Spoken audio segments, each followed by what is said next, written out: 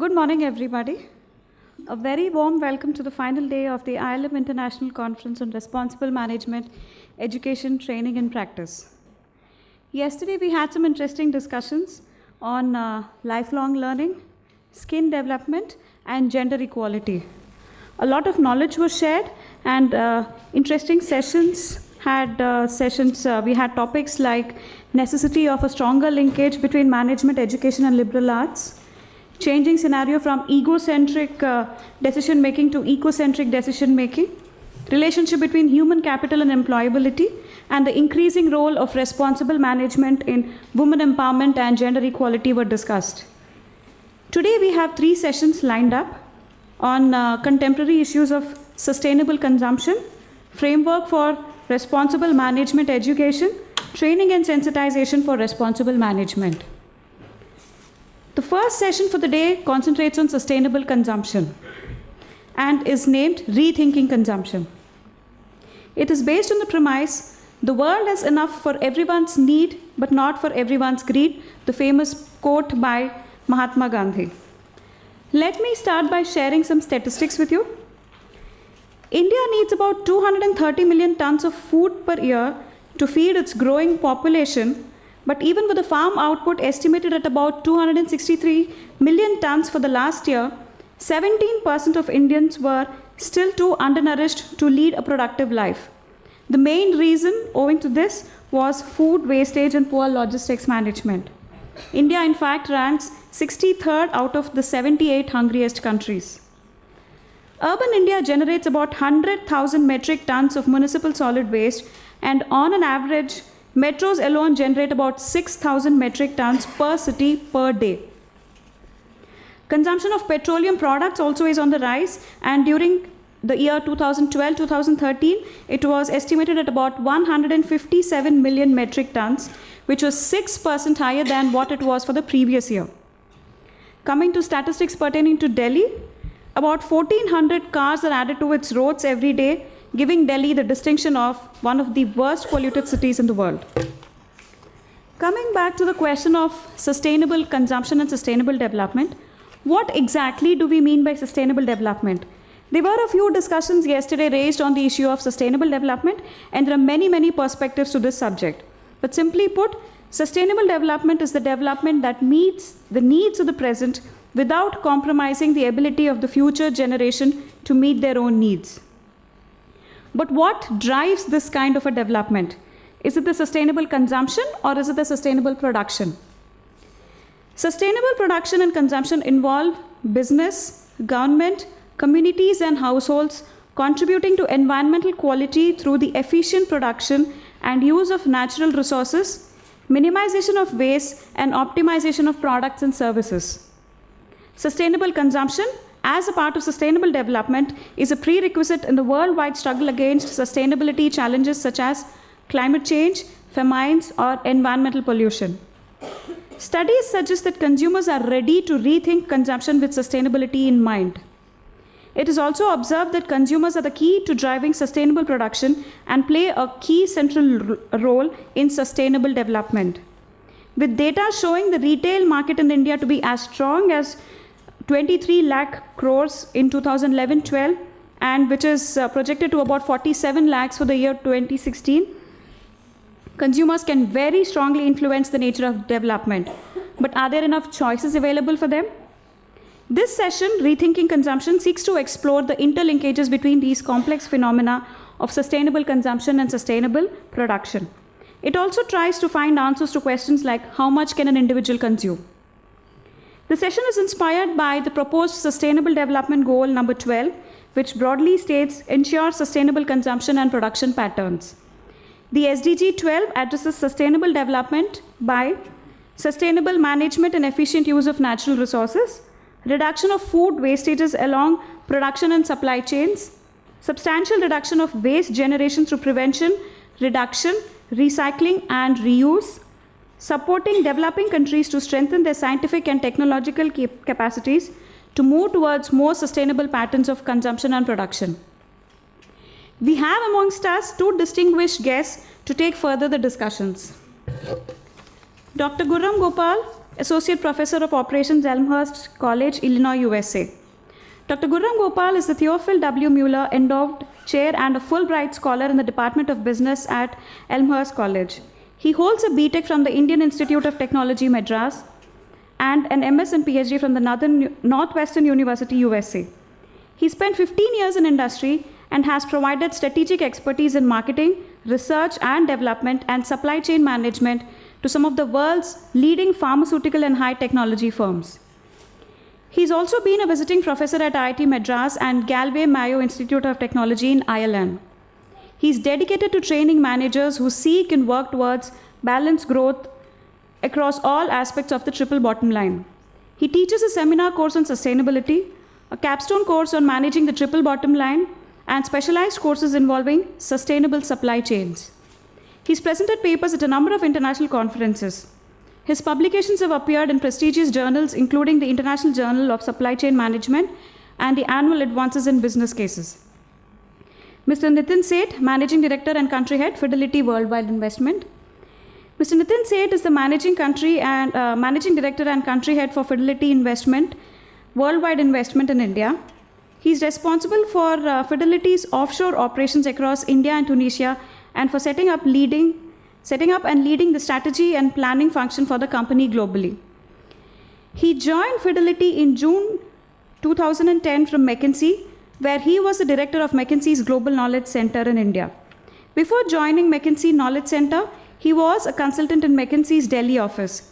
He presently chairs the NASSCOM Regional Council for Haryana, NASSCOM Forum for Global In-House Centers for North India, and has led the industry-wide initiative to develop the vision and value addition strategy for the GICs.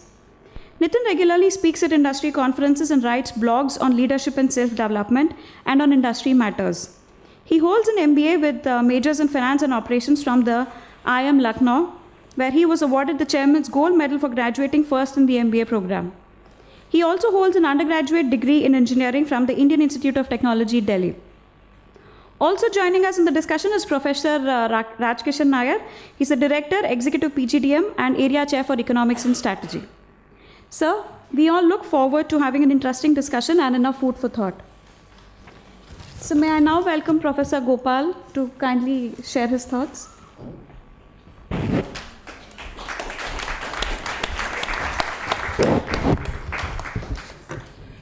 Thank you.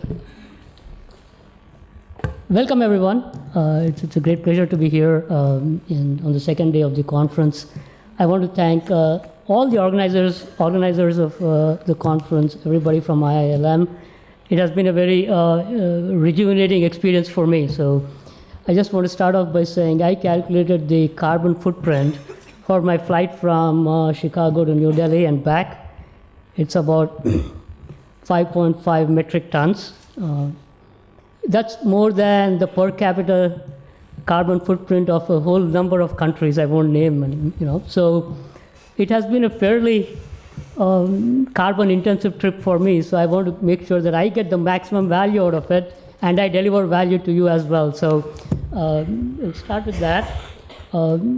As you know, I think the relevance of this topic to this conference is that it directly addresses one of the, I think the SDG number 12, isn't it? So I was going to say, Jonas, you picked up 17 SDGs, prime number, yeah? Like prime education, okay.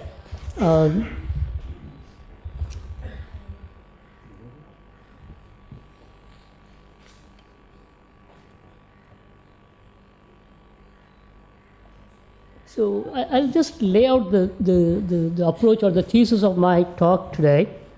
When I look at the audience and all of us, we wear a number of hats, yeah? So some of you are students right now and you'll graduate and you'll go on and become managers in the corporate sector.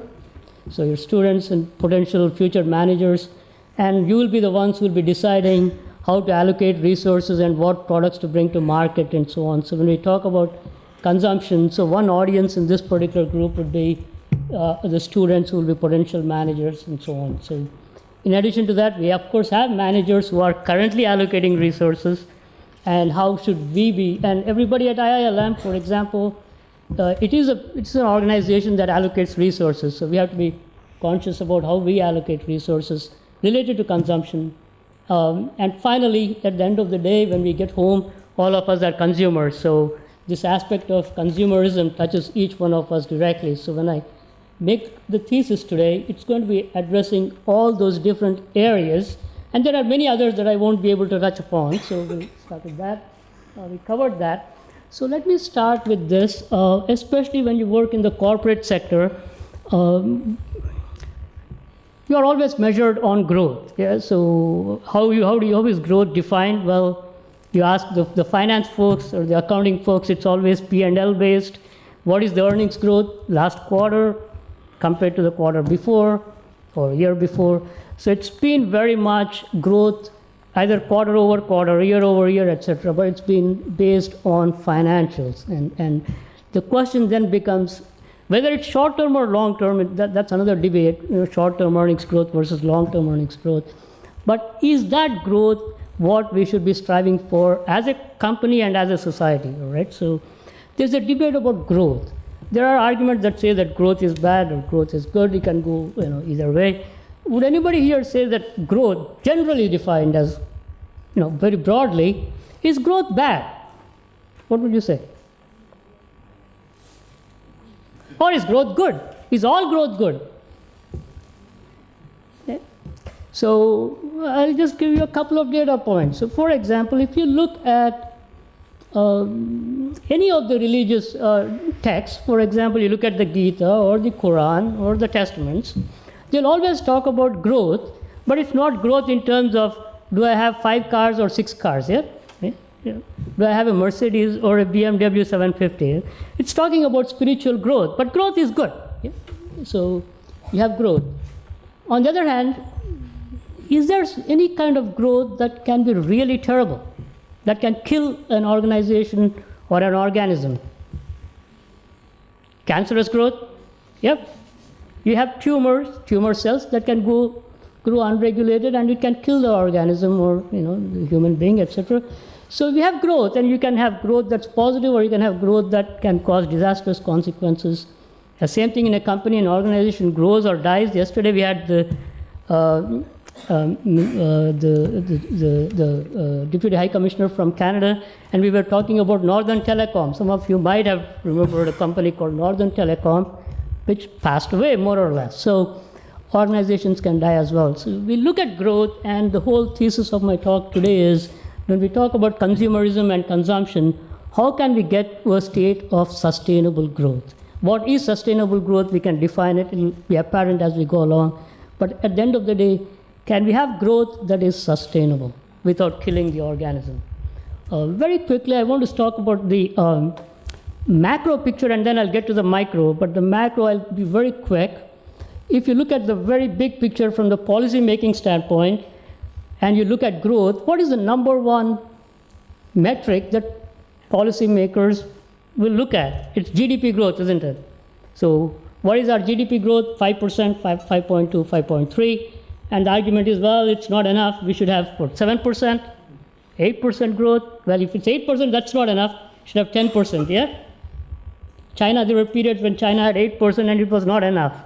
So what is the link between GDP growth and all of us, our lives? So what is the driver? From a policymaker's point of view, the big driver is higher GDP growth means higher employment. Yes, I mean, that's the thinking behind higher GDP growth, is it provides more jobs. You can break it down into a little bit more granular way of looking at it. GDP growth, people often look at it in terms of consumption. Consumption is a big part of GDP, yeah? India's GDP is about $1.6, $1.7 trillion. Consumption, that's an interesting metric, but consumption overall, which is personal consumption, plus the consumption by government related to individual consumption. Okay, so the part of government expenditure tied to individual consumption is about 70% in India. So India's GDP, if you look at it, 1.6 trillion or so, 70% of it can be tied to consumption. So consumption is a big part of GDP. So when you look at GDP growth rates and employment, kind of makes sense. However, all the stuff that we consume does not come from production domestically, for example. Part of it is imported, so driving GDP growth doesn't necessarily drive production in the country. Secondly, the increased production may not necessarily create more jobs as well. So if one looks just at that part of growth, we have to look at a number of variables. Of course, then when you consume more, as Preeti was talking about, what happens to the waste? Well, who deals with the waste? All the post-consumption stuff as well. So that's kind of the growth side of the picture in terms of GDP growth. Let's get down into a little bit more detail, a little bit more micro side of things. So first of all, why? You painted a very dire picture, right? But it's not dire enough, right? So it's not enough. Why should we rethink consumerism? The answer comes from many different directions. It's fairly obvious, okay, if I may use the word, that if we are going in the same path that we are going with the same kind of things that we are doing today, maybe not in our generation, but certainly the next generation will have things will be leaving the world in a pretty sorry state. Yeah, that's very sad. So I'll start with this. A pretty smart person said this: an economic system centered on the god of money needs to plunder nature to sustain the frenetic rhythm of consumption that is inherent to it. So the words that are used are extremely interesting. God of money, plundering nature, yeah? Frenetic rhythm of consumption. I come from the US, and Christmas is a time to get together with family and thank for, and remember all the good things that happened to us. Instead, Christmas is all about buy, yeah? Yeah. So look at this. It's talking about the plundering nature that's required. Then look at this one. The system is, if it continues unchanged, what happens is we have an economy and finance system that is lacking in ethics. Man no longer commands, it's money, cash that commands, etc. The monopolizing of lands, deforestation, water, these are some of the problems we face every day. I was looking at the Times of India today, and there are problems about water scarcity in areas, power scarcity in areas. So these are things that affect us every day, of course, along with climate change. You look at, I run every morning. I ran this morning. Today was not bad, but the last few days, it was very difficult, in terms of how hard your lungs have to work when you're out running in this kind of weather and pollution. So we look at the devastating effects on the climate. Do you know who said this? This one person who said all of this. Do you have any idea who said this? Sorry? Yeah. It was Pope Francis. In November, I think, November, October. That's quite remarkable, isn't it? So you think about a religious figure, the head of the Catholic Church, with a huge constituency in the USA, coming out and saying things like this, all right? So God of money, of course, that should be a giveaway, yeah? So the Pope is saying that the rate at which we are going, in the direction at which we are going, is simply not sustainable. Right? So this is a statement from the other side of the fence. So somebody who is actually in the business dealing with the god of money, which is the CEO of Unilever, he is saying, look, the amount of resources that we are using exceeds the world's, the planet's resource capacity, the regenerative capacity. So is this sustainable? So this is the question that the CEO of Unilever is asking. And so you have one from the religious side and one from the finance side asking more or less the same question. So where do we go from here? So the answer to the question, is should we rethink consumerism is obvious. We have to, because you have the push coming from multiple directions. So if we don't do it and we consume the resources that we are stealing from the future, what does that mean? Well, if you look at the definition of sustainability, the idea is we should be able to meet our needs without endangering, compromising the ability of future generations. So if we steal from the future, this is exactly what we are doing. So we have to rethink consumerism. Another reason for rethinking consumerism is climate change. Of course, from the IPCC report, you can see we are very vulnerable to the big climate change effects. Okay, as a country, all the countries will be exposed to it. We will have some fairly devastating consequences in terms of both the extreme conditions of drought and extreme conditions of cyclones and floods. In addition to that, we have things like food security will be difficult. I think Preeti was talking about those. We will be one of the hardest hit by global warming as a country. So the pressure to change, pressure to go in a different direction is coming from multiple directions. So that is a challenge that we have to respond to. So now, in terms of moving forward with some ideas, so it's a very dire picture. So we have big changes in the climate that will affect us in the future. When you look at the current conditions, we have fairly large groups of unemployed young folks in the country.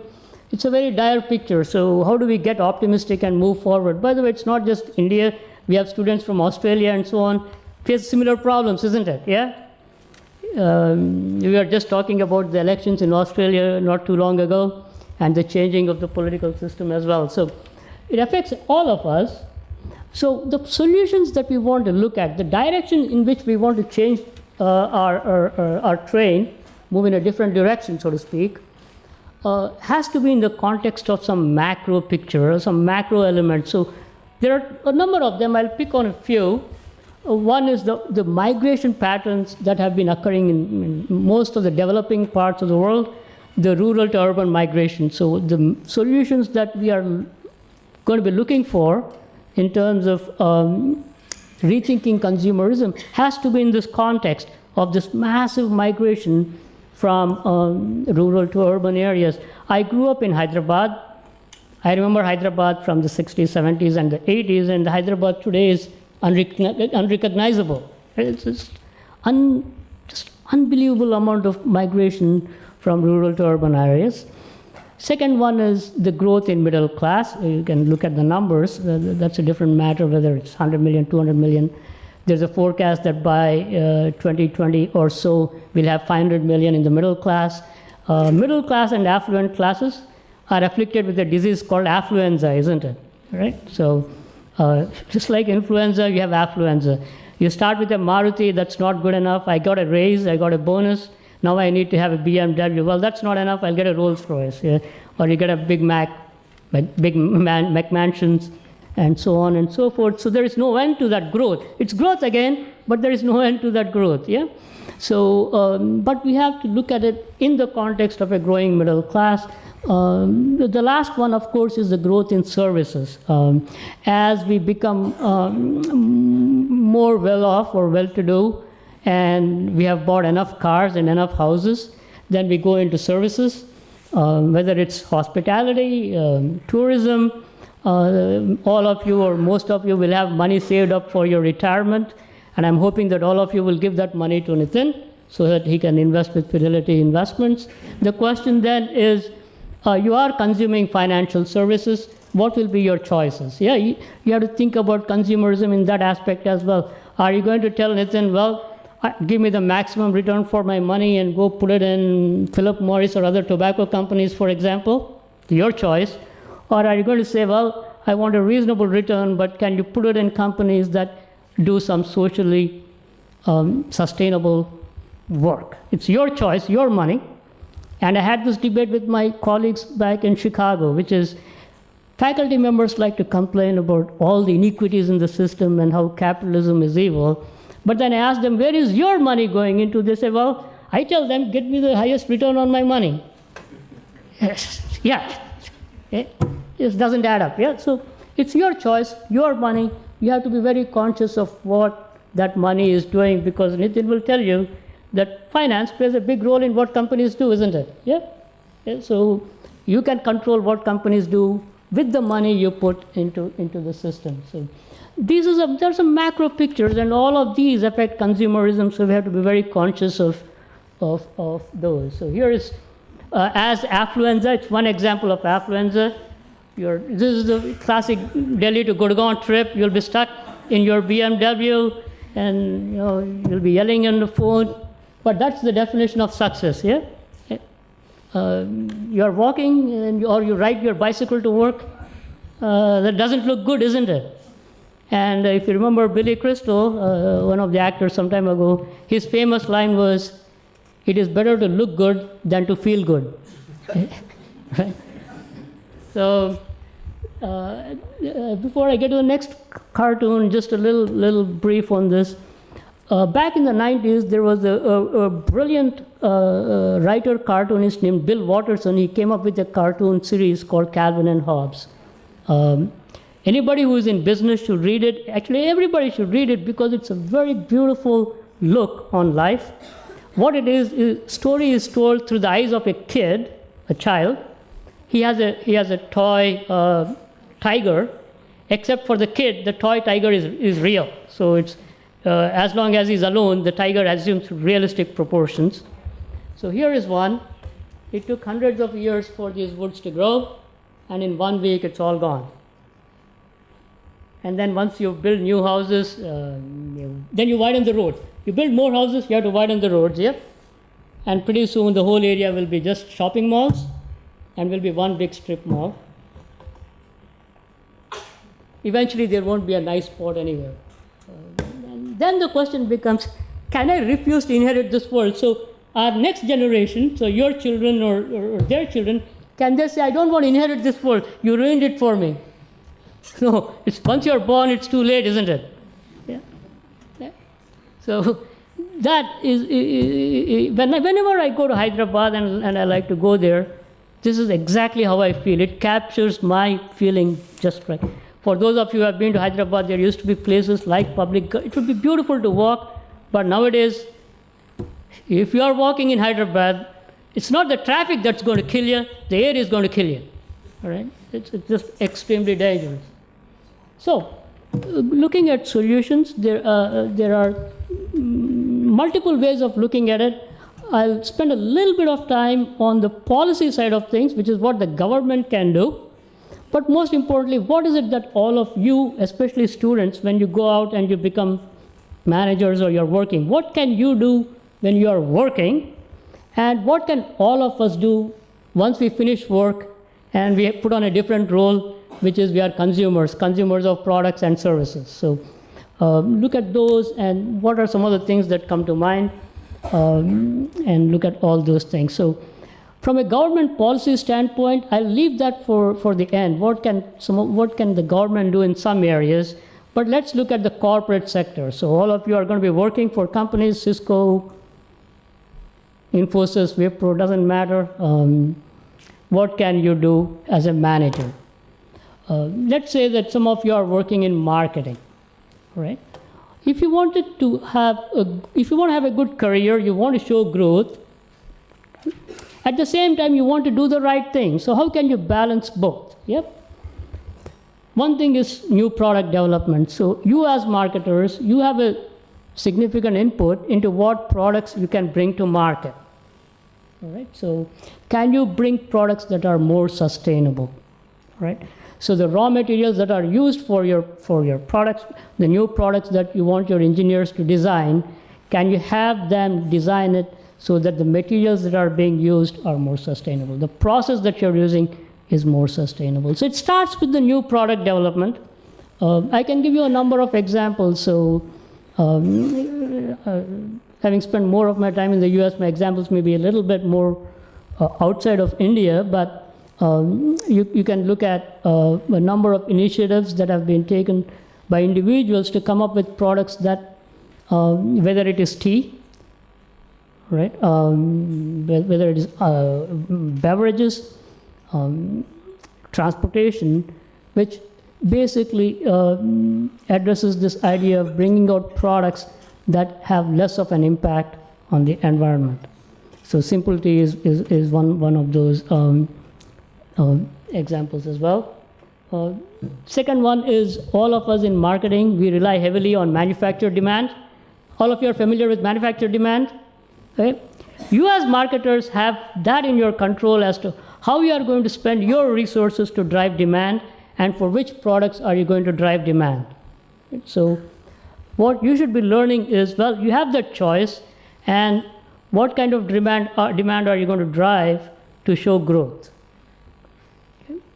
So for example, if I'm looking at Pepsi and I have colas and I'm selling naked juice and I'm selling other products, which one of those should I be actually pushing in terms of driving demand up?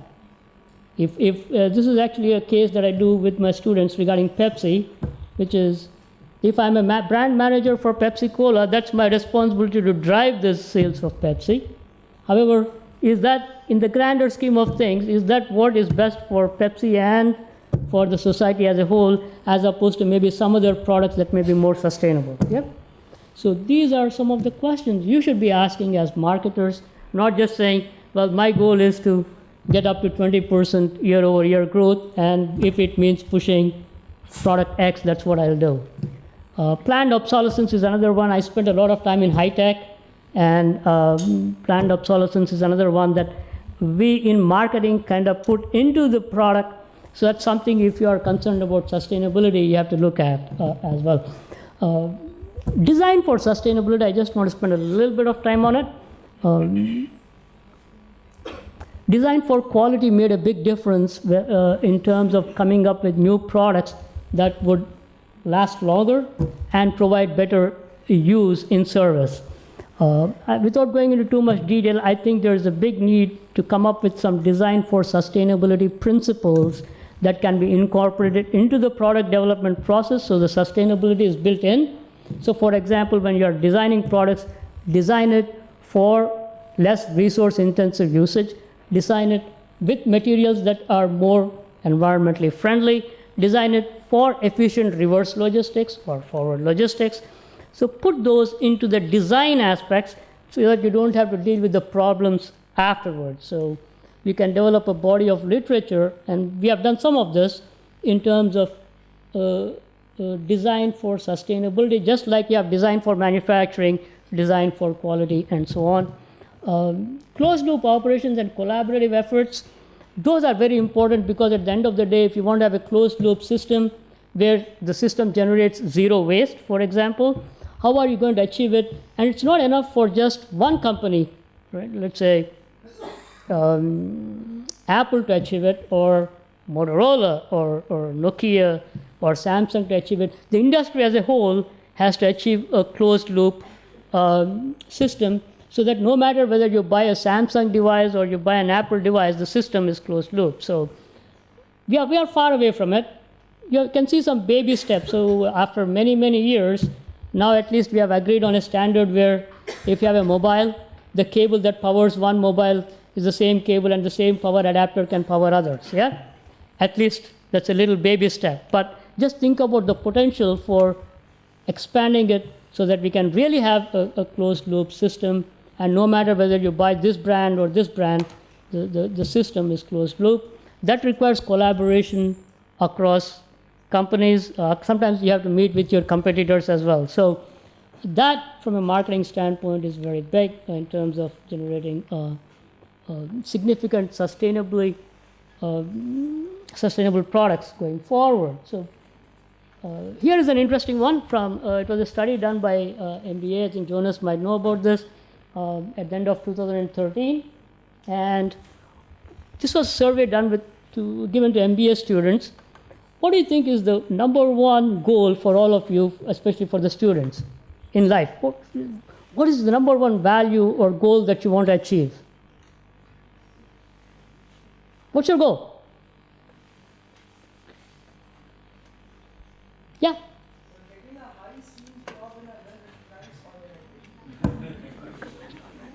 High skilled job in a very well.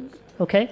Some of the god of money didn't appear there, but very close, very close. The answers generally seem to be the same, around the same idea, no matter where you ask the question. In this particular case, the answer was living a happy and comfortable life, right? So, going back to your point, then the question becomes, what is this happy and comfortable life? Is more equal to higher quality of life, all right? So more cars or a bigger car versus a smaller car, right? So is more better, is more a higher quality of life. Again, going back to Calvin and Hobbes, says, I'm writing a list for Christmas gifts. What is it that you want? I don't want anything at all. That's crazy, isn't it? You don't want anything at all? I've got a good home and a best friend. What more do I want? So when you really break it down into the basics, there is not really a whole lot that we want, isn't it? Yeah? Yeah. It's sad being a species, isn't it? With little imagination. So, a couple of thoughts in terms of consumerism and what we do in terms of new products. I was talking to Rob, and one of the nephews of John F. Kennedy, Robert F. Kennedy Jr., and he was championing green capitalism. And his big argument was, the answer is very obvious if the prices that we pay for products reflects the real cost of the products.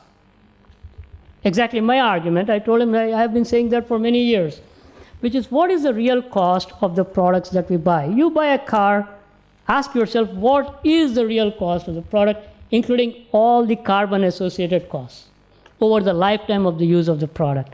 What are the costs of the carbon costs, for example, or the environmental costs in general, for all the raw materials that were extracted from the ground? Yeah? Once you add up the costs, the actual price that you're paying for the product is probably a few percent of the real cost of that particular product. So once you look at the real cost, the answer becomes obvious. I'd rather bike than pay $1 million for a car, yeah? So it's just that the costs right now do not reflect the real costs.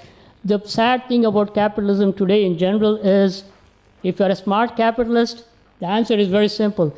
You capitalize the profits, which is keep the profits for the shareholders, but you socialize the costs. The costs go to society, yeah? Exactly what happened with the bailout of the banks. So everybody in the society pays for the costs, but the profits go to shareholders. So very quickly, the quality of life index people have been trying to develop this quality of life index. You look at the numerator, and what it is how long do we live? So what is our life expectancy? Would you agree that higher life expectancy is good?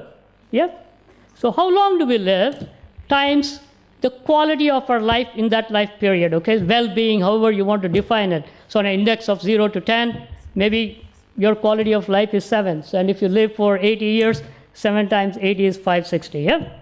And on the we never look at the denominator. The denominator is what are the resources that we are using to give us that numerator, yeah?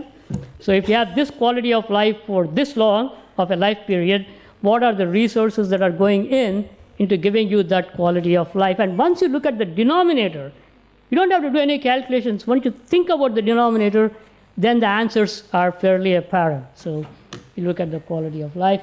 To wind up a little bit, in transportation, you ask yourself, do I need to drive, or are there other ways? Can I convince the government to look at alternative ways of transportation? So it's pretty obvious.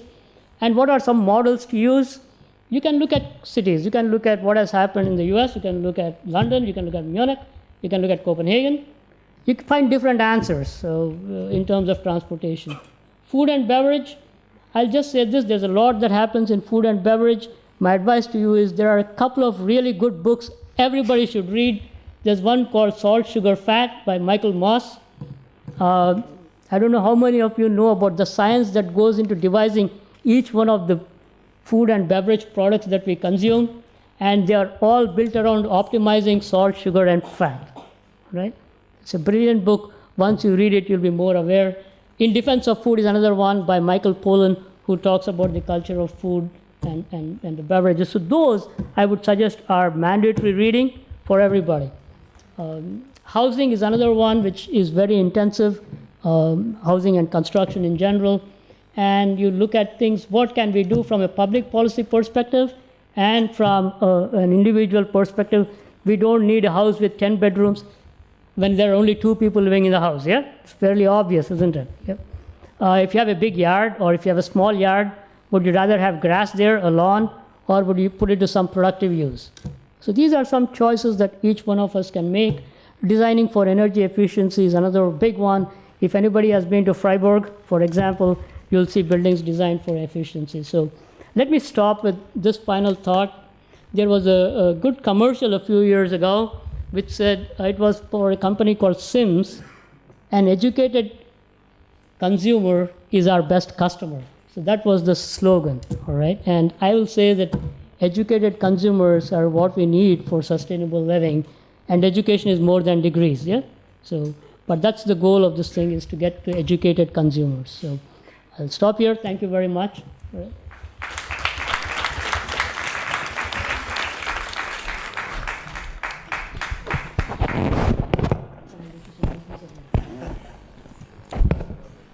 Thank you, sir.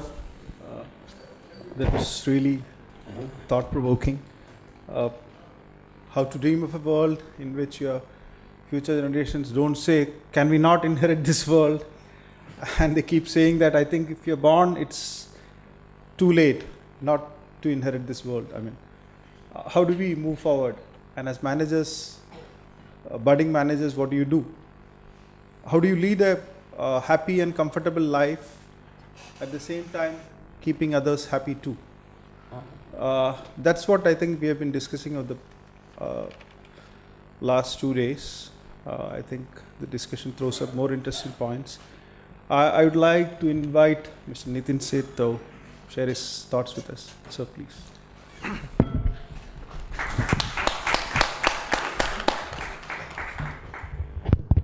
Good morning. How are you? Really happy to be here, and thanks to Dr. Shivani Khurana for inviting me. First time I'm visiting this institute. So when I saw the mail from Professor Rajkishan a couple of days back on the topic, I was quite scared. When I first read it, it just, I was not even sure if I'd signed up for this. And it certainly seemed quite academic for somebody like me. But when I reflected on the topic, I felt it was a fascinating topic. It's this whole topic about rethinking consumption. It probably gets down to a very, very core question that we face.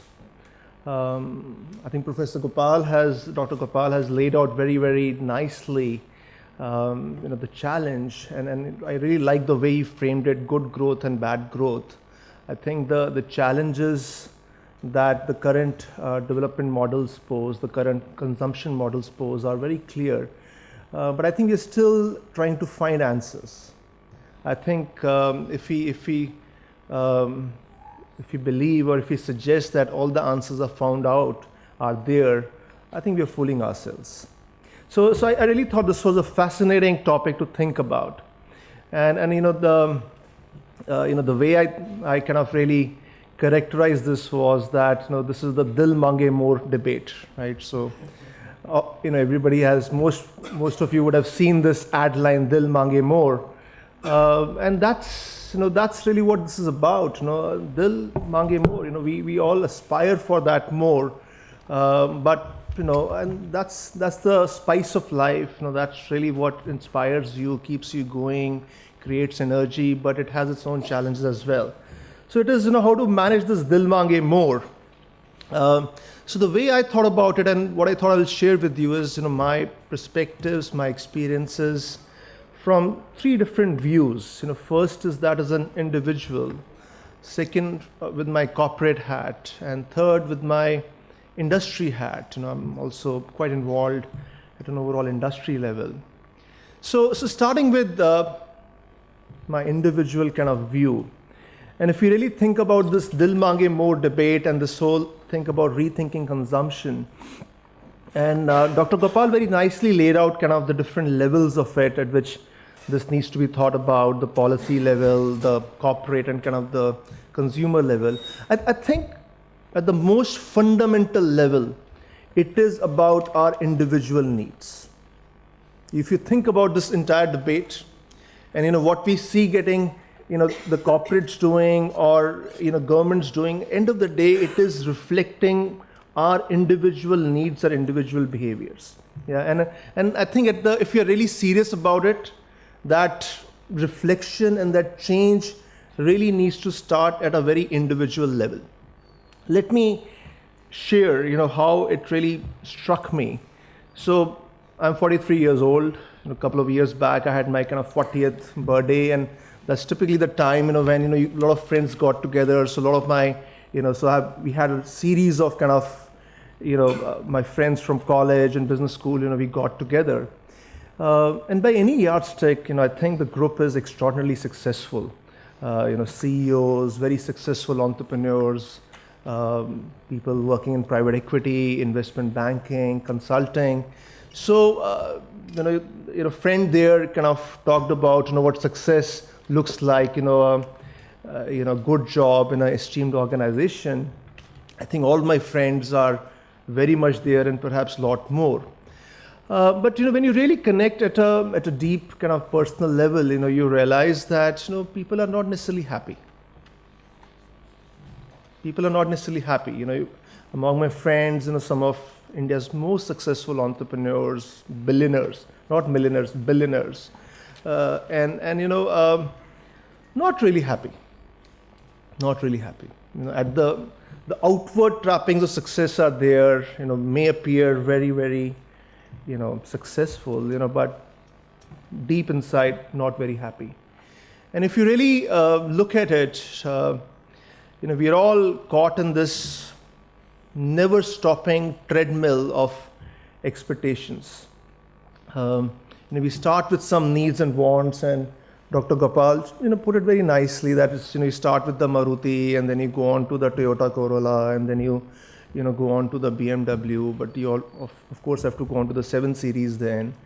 So it's that treadmill. It's a treadmill. You get onto that treadmill, and you're running on the treadmill. The treadmill kind of starts running faster. You start running faster. The treadmill goes even faster, faster. And that's the cycle at an individual level we are caught in.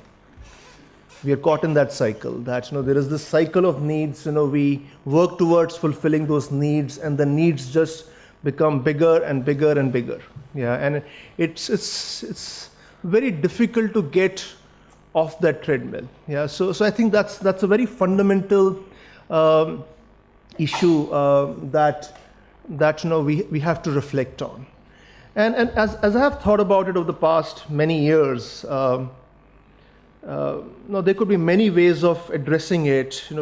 Personally for me, what has brought some balance to my life and kind of thinking about it, centering myself, is spirituality.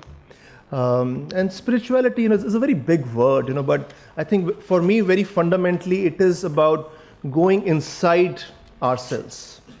Going inside ourselves, and the basic paradigm in which we live is very, very external. Is very, very external, and the spiritual paradigm, and especially the way the Eastern philosophies think about it, is going inside yourself, is stilling the different layers of your existence and going inside yourself. And when you do that, when you sit in meditation, and you are calming yourself, and you are connecting with yourself, then suddenly you feel very, very contented. You feel very, very content. And that feverishness, and Dr. Gopal uses very nice word, frenetic, and I think that is what happens with us. There is this feverishness of desire, and when you are able to calm yourself down, when you're able to connect within yourself, suddenly that feverishness, that frenetic aspect goes away. You feel very content. So that's the path I try to follow, and I think it brings a certain balance. Now, of course, you can't be sitting in meditation all the time. So there's a reality of being a householder. There's a reality of the actions, the duties we have in this world. And in a book that I love very dearly, Bhagavad Gita, it talks about, that, it's not about, sannyas or kind of leaving the world. That's the easier thing to do, but it is, while living your life, how do you find that balance? And again, if you go back to, the Eastern philosophy and the goals of life, there are, our philosophy talks about 4 different goals of life, earth, Kam, Dharam, Moksha. Yeah, so these are, our philosophy recognizes that, there is a need for this balance between spirituality and materialism. It's easy to say just spirituality, but our philosophy recognizes that earth, which is, material, possessions, power, fame, Kam, which is senses, are equally important, as is Dharam, which is doing the right thing, and as is Moksha, which is liberation. So I think that's maybe there's a little bit of a philosophical view I'm sharing, but I think it's very important to reflect on it. I think at an individual level, finding that balance between spirituality and materialism is a very, very essential thing, and something I encourage all of you to reflect on. Okay, so that was one perspective, and perhaps I started with a very, very philosophical perspective. Now let's come to my corporate hat. I work for Fidelity Worldwide Investment. It's one of the world's largest investment management firms. So I'm in as capitalist a role as you can ever imagine. I head a couple of our countries, India and Tunisia. I also wear a hat which is I head strategy and planning for our company globally. So Dr. Gopal referenced kind of resource allocation decisions, so I sit right at the center of them. And it's something I really think about. We talked about growth, and the reality is that the entire capitalist model is driven by growth. If you look at capital markets and how capital markets value companies, and I don't know how many of here are doing finance. So even if you look at the whole, discounted cash flow model and how you value a company, the biggest driver of the valuation of a company is growth. Yeah. So the entire model of capital markets, the entire model of how we think about a company is built on growth. Yeah. And I often reflect on it, that, where does this lead us? Because you're always seeking growth, that growth, leads to overproduction, that growth leads to, because that search for growth leads to debt, very high levels of debt, leverage, and that kind of, leads us to, this one financial crisis after another. We don't really seem to address the fundamental problems. We went through the financial crisis of 2008. At that point of time, we thought that it's such a massive wake-up call. The level of leverage that our corporates are carrying, that's so totally, stupid, and that has to be rethought. But just, it just seems to be modeled in a way, it's in the US, there's a phrase they use, kicking the can down the road.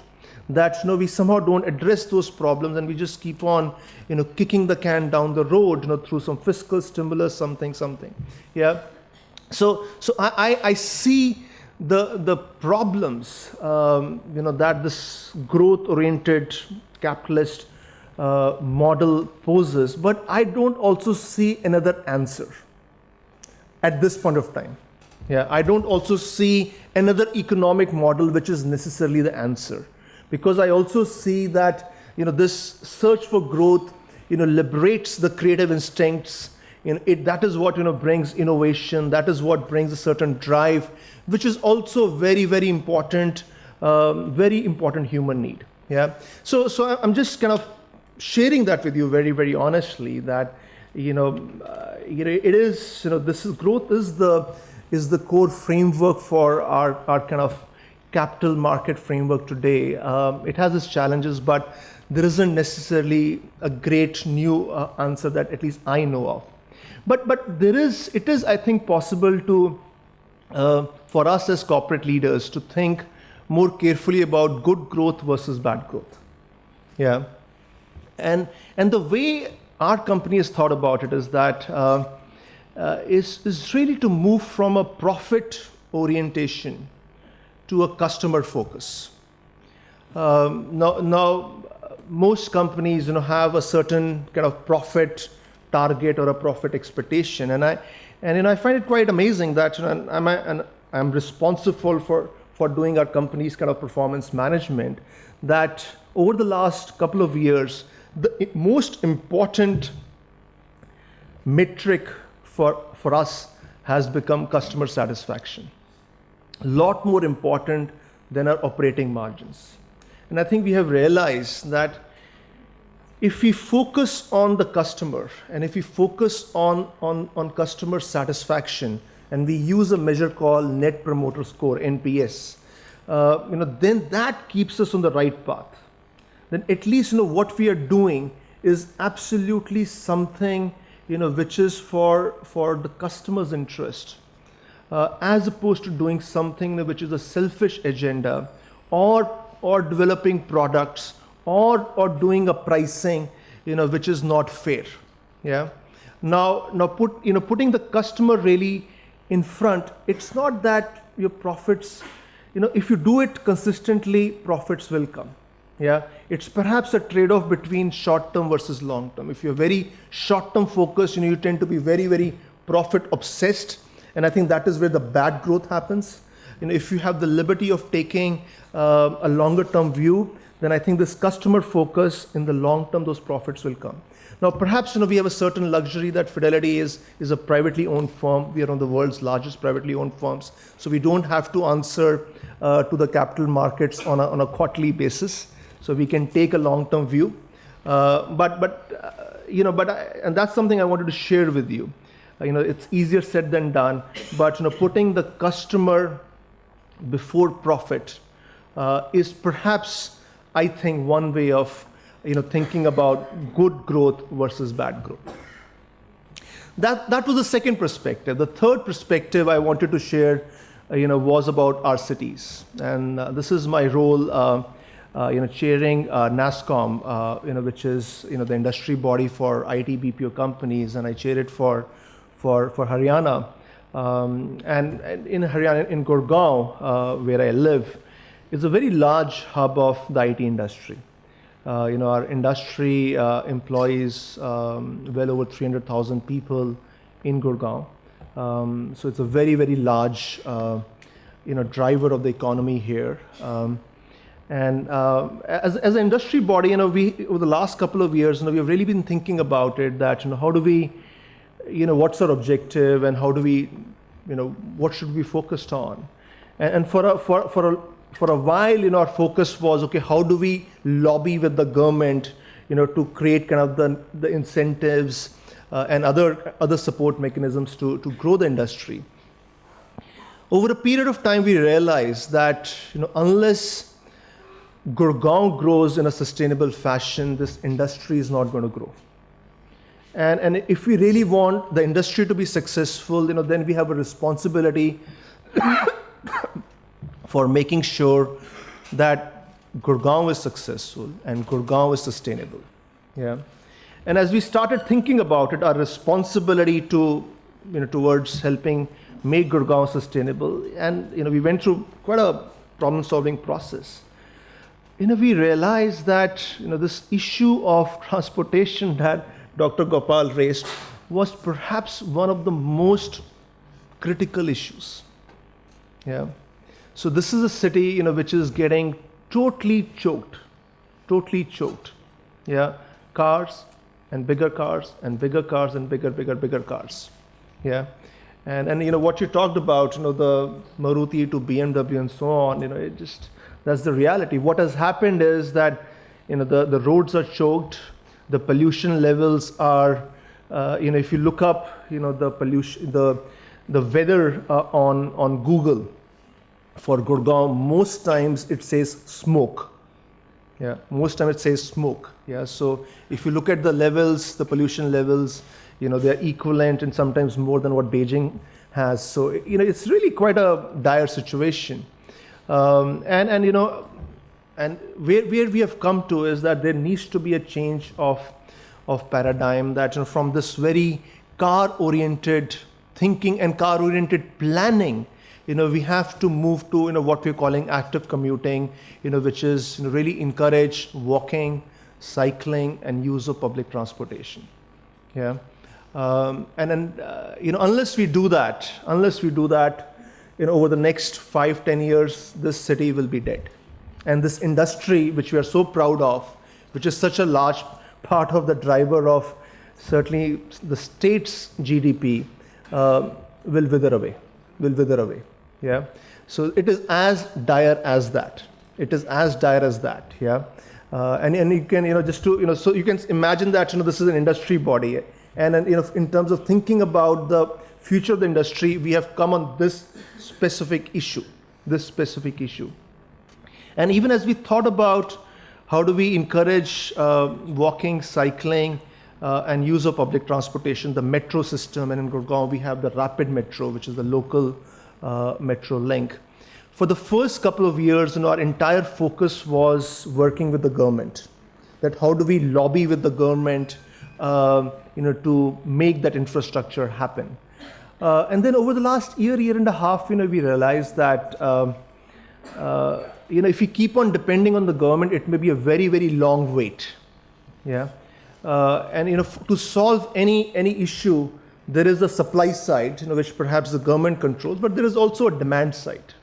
Yeah, supply and demand, is something we can influence. So over the last year and a half, we have really been focused on the demand side. So we've been working with the media. So all the major newspapers, Times of India, Hindustan Times, they've been carrying, focusing on this issue tremendously.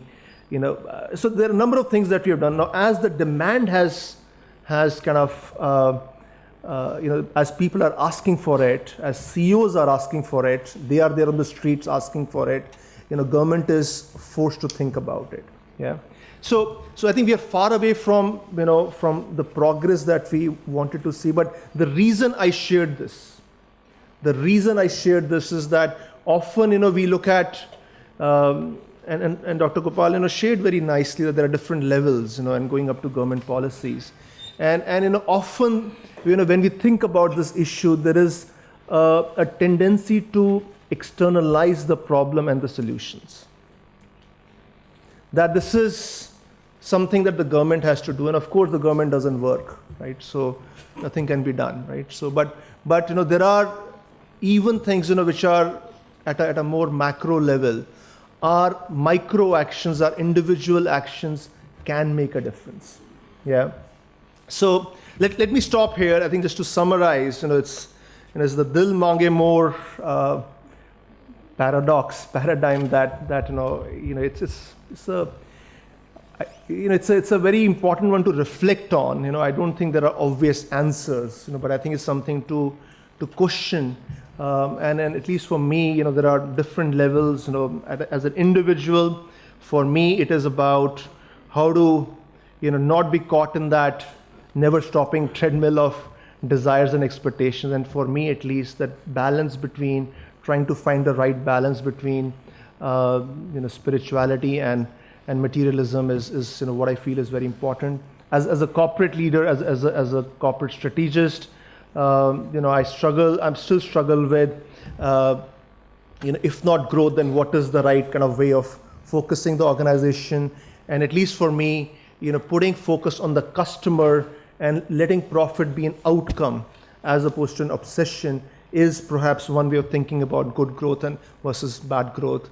And the third point, as a citizen, it is my encouragement that while government has a very important role to play, I think all of us as citizens should ask ourselves that what is it that we can do. So with that, thank you very much.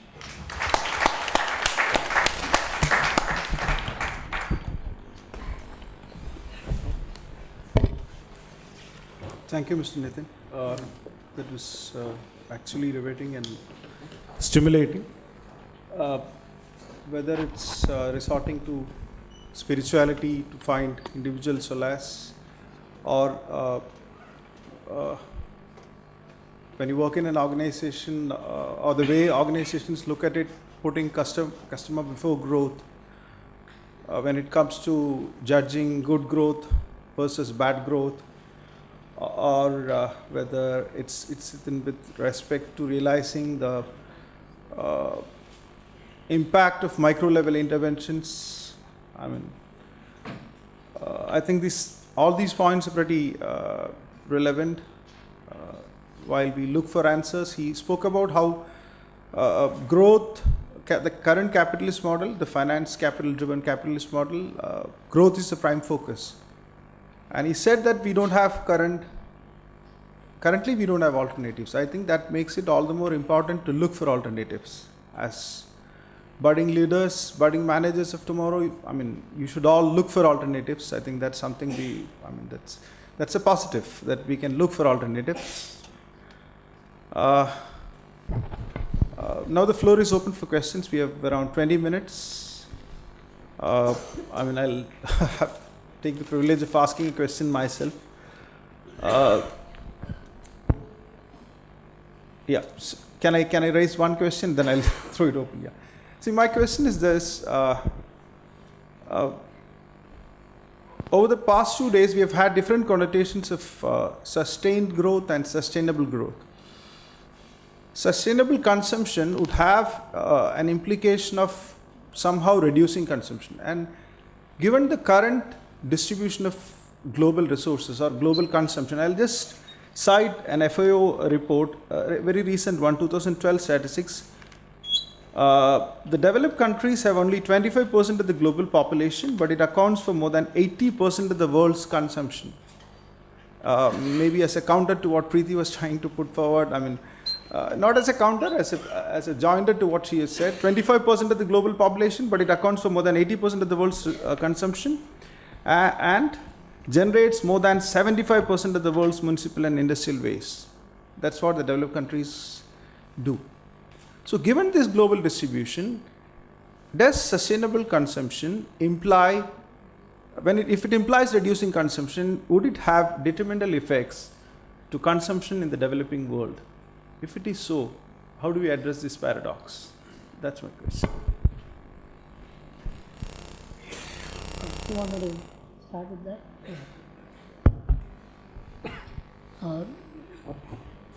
The answer to your question, before I get into the details, depends on one's outlook on life in general, right? Let me start with that.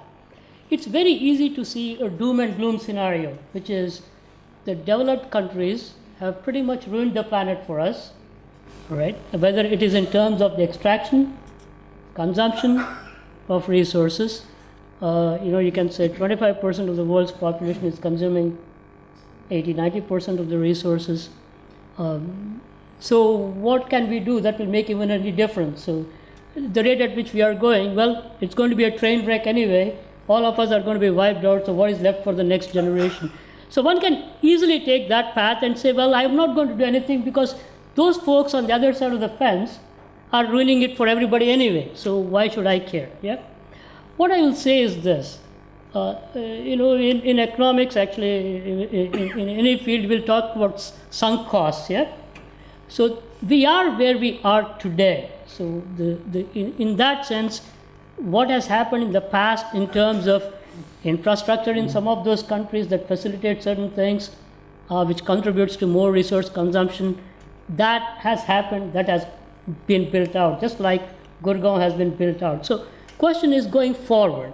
Going forward, what should we as in developing countries should do with respect to what the developed countries are doing? What I will say is this, that the current generation of people around the world, okay, even in the developed countries, are very aware of this issue. So even in the US, where I am coming from, US is a funny country in that it's really a bunch of countries put together with very different agendas, but you will find fairly significant efforts at the policy level, at the consumer level, to change the way things are going. I can tell you that, I can give you examples. Whether you pick US or you pick Denmark, Copenhagen, Stockholm, people have realized it and people are trying to make some changes. Can it get the consumption down from 80% of world resources to 20% of world resources in a decade? Probably not, yeah? But people are making an effort. So what I'm saying is, from an optimistic point of view, if we take that, I think if each one of us makes some changes, there is at least some hope for the future, right? As opposed to saying I'm not going to do anything. I personally try to do some things in my own life. For example, a few years ago, I met somebody from Finland. And this young woman said she uses her bike to go to work every day, more than 300 days in a year, except for a few days when it's really unnavigable. She uses her bicycle, and ever since then, I use my bike to do shopping, grocery shopping, 10 kilometers each way or more. And Chicago is not a very bike-friendly city. But we are doing things, we are changing both at the policy level and at the individual level, which should give some hope for optimism, even in the emerging, developing markets, which should say that each one of us, each one of you should be taking some steps, yeah? Whether it is using a bike. Last summer, I grew potatoes in my little garden, but I grew enough that it's lasting me pretty much all through the winter and all through spring. I haven't had to shop for potatoes in more than like 6-7 months. So there are things we could be doing, right? And people are doing it. So I want to give a reason for optimism. Yeah?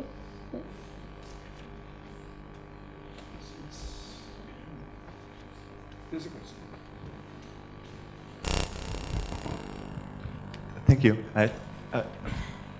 First of all, I wanted to say thank you because both of you were very kind of honest in both of your statements, claiming and saying that we don't have the final answers kind of to how to solve that issue of sustainable growth. And I think this is a message that should also resonate here in the audience, because it also talks to all of us having a shared responsibility in trying to find the answers. And I think both of you also pointed to some of these answers, saying it is oftentimes your individual first step that you have to make. I want to come back to the issue that you just raised as a moderator, and want to pose a little bit more of a provoking question, because I do think there are some answers when we look at the different levels that we need to address when we look at this question of this topic, consumerism. And I want to come back to your point, when we look at this from the perspective of where both of you are currently based, I mean the US and India, I think on the global stage, coming back to that question, when we really critically look at the question of consumerism, when we look at this difference between certain, the current growth pattern, what would be your answer in terms of the way we need to redistribute growth in this world on a global level? That would be one question that goes into the direction. But also with regards to India itself, because I do think when we look at this perspective here in India, of course there are always two, or maybe, there are many more worlds inside India as well. You have people who will say, of course we need to grow because you need to meet basic needs of a lot of people that are still in poverty in this country. And then there's of course also people, and we are all very privileged to have, I think, enough that we can then say, is it necessary to buy the next bigger car? And we can say, as you said, no, we don't need to. We are able to go from point A to point B in a smaller car, because it's about mobility and it's not about having the biggest car, which even gives us a traffic jam. So the question is, on the one hand, what would you say with regards to the global distribution of growth, maybe with the perspective of the US, India, because you're both in these two countries, but also what would you say here within India to the question, what type of growth do we need when we look at the different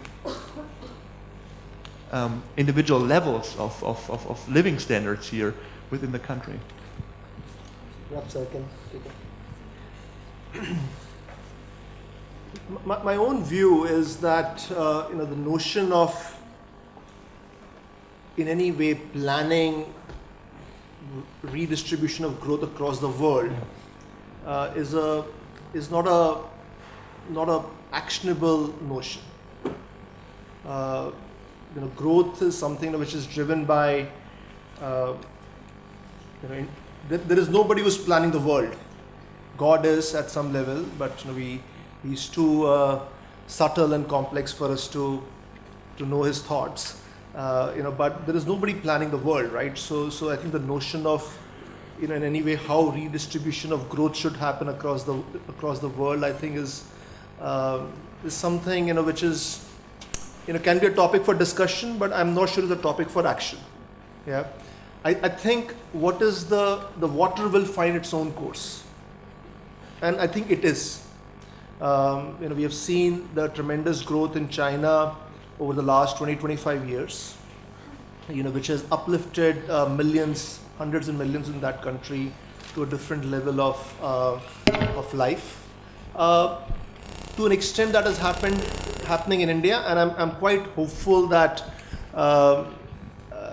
that this country and other kind of underdeveloped parts of the world like Africa and Latin America to an extent, I think those growth cycles are kicking in, and those growth cycles are largely kicking in, because of the demographics.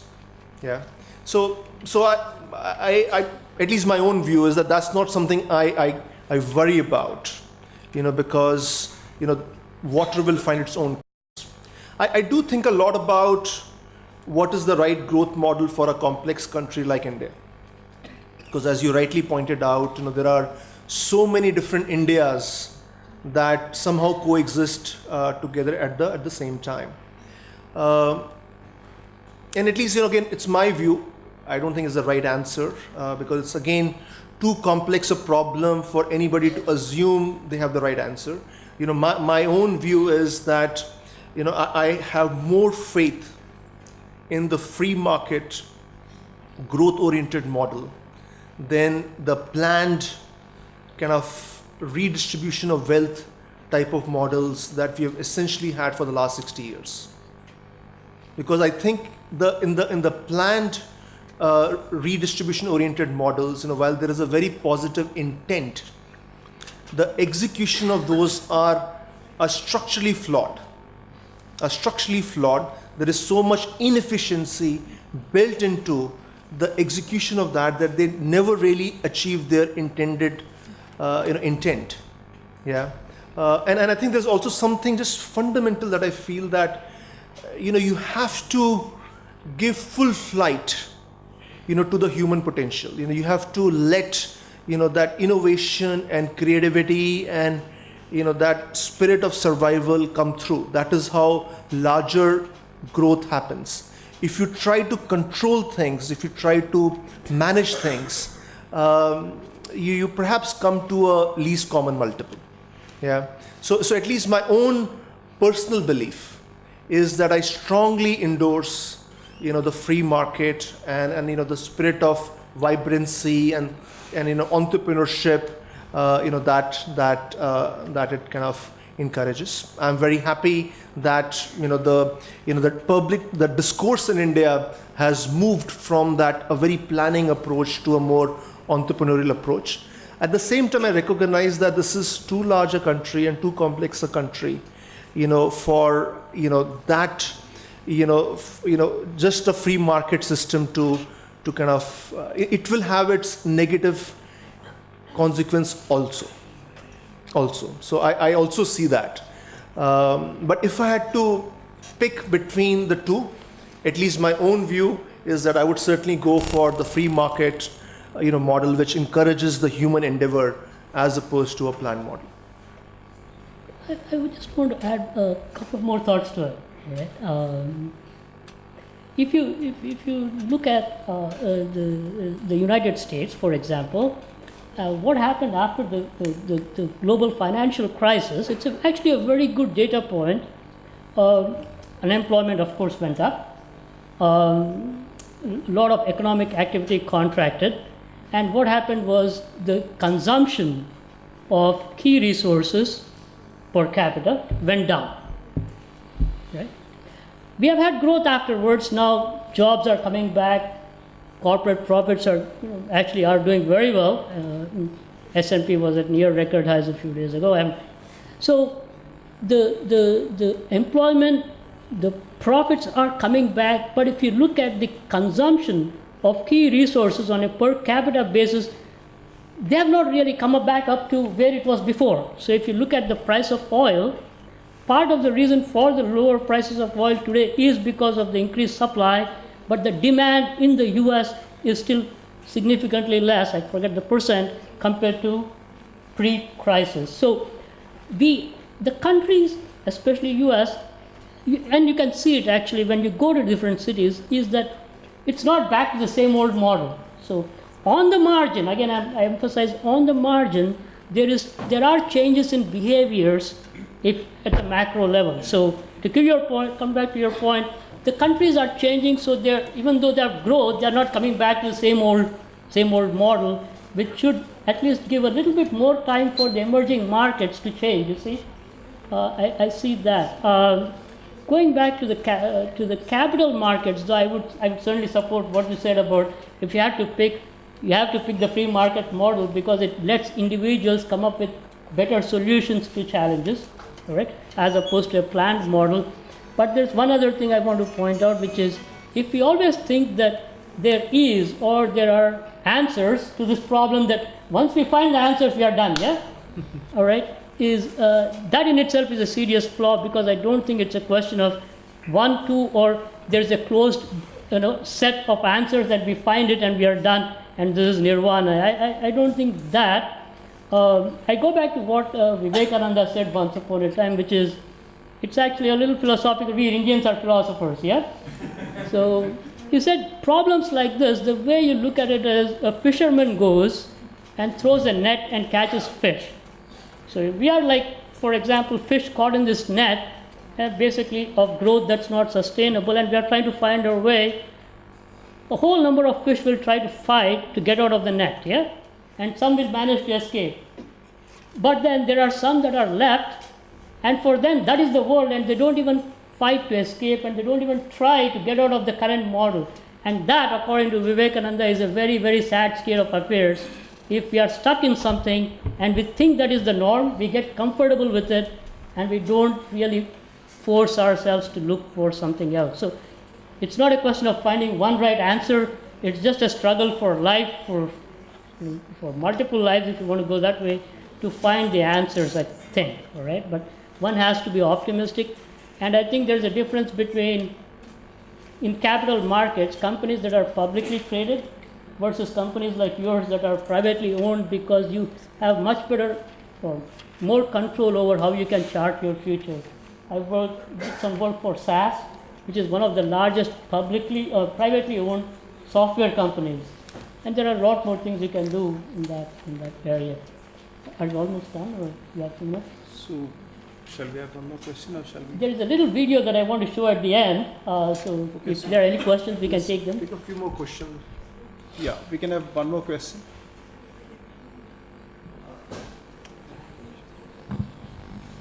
Thank you for the wonderful piece of lecture that you have given.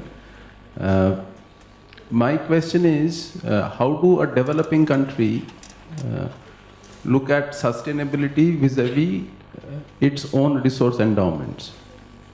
So even when new product development is one possible course of action for emerging managers, R&D expenditure in Indian corporates are abysmally low.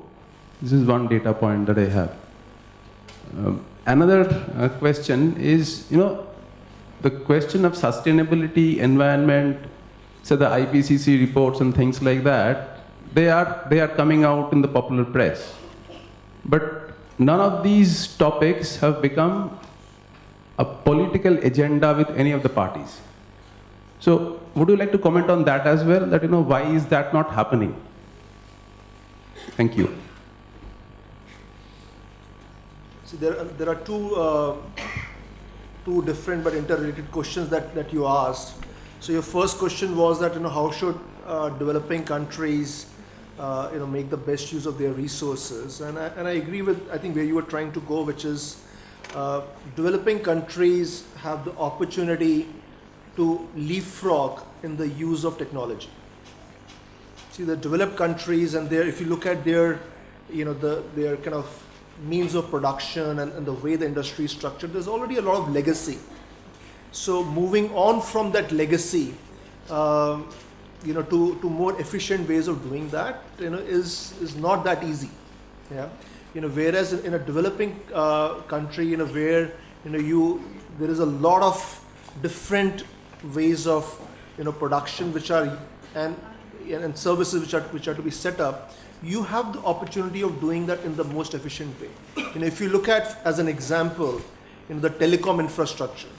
So it is you would see that many of the developing countries have leapfrogged, because in the US and in many other developed countries there is a certain network structure which was already there, whereas for countries like India and many other Southeast Asian countries, they were able to leapfrog. So I have a very strong belief in the use of technology.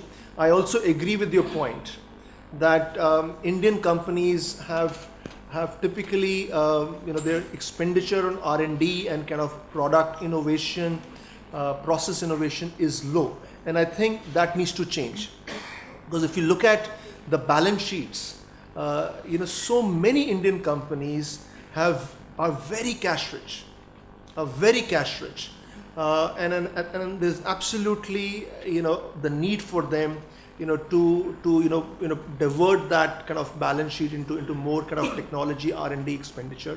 I think it again goes back to this point about short term versus long term. I think in India we still have this scarcity mindset. We still have this kind of short term kind of orientation ki pata nahi kal kya hoga. Yeah, so that's why we kind of hesitate to really invest for the long term. I think we are well past that. So I think there needs to be a lot more of a national dialogue, national consciousness about the role of innovation, the role of technology, the role of R&D, and I think that there has to be very sustained, push, for corporates to really lead in that process. Yeah, so that's something I feel very strongly about. Your question about the political discourse, I am not sure the topic that we are discussing will necessarily come center stage for either of the main kind of the mainstream political parties in the very near term. They tend to be driven a lot more by issues which are urgent, which have a certain emotive appeal. I think this is an issue which is important but not necessarily that urgent. Yeah, if you look at that Stephen Covey's famous kind of 4 quadrants, this is a very important issue but not urgent in that sense. So I think for political parties which by their DNA tend to be very, very opportunity driven, at least my view is that will struggle to really catch their full attention on this topic. But if we can get them really focused on the innovation R&D topic which you pointed out, I think that will be a great service. And I think for the current government, if they really deliver on the 100 smart cities agenda, I think that will be a very positive thing.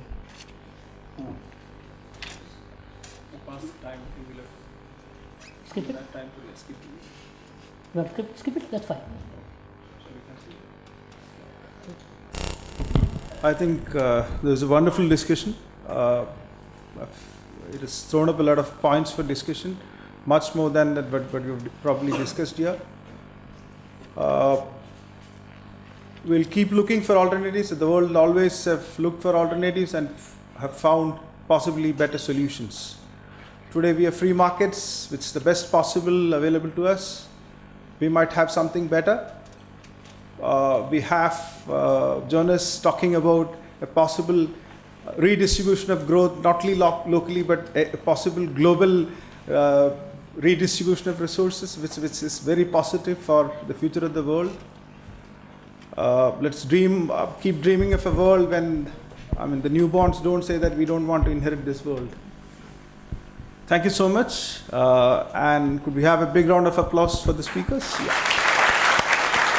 Thank you. Thank you.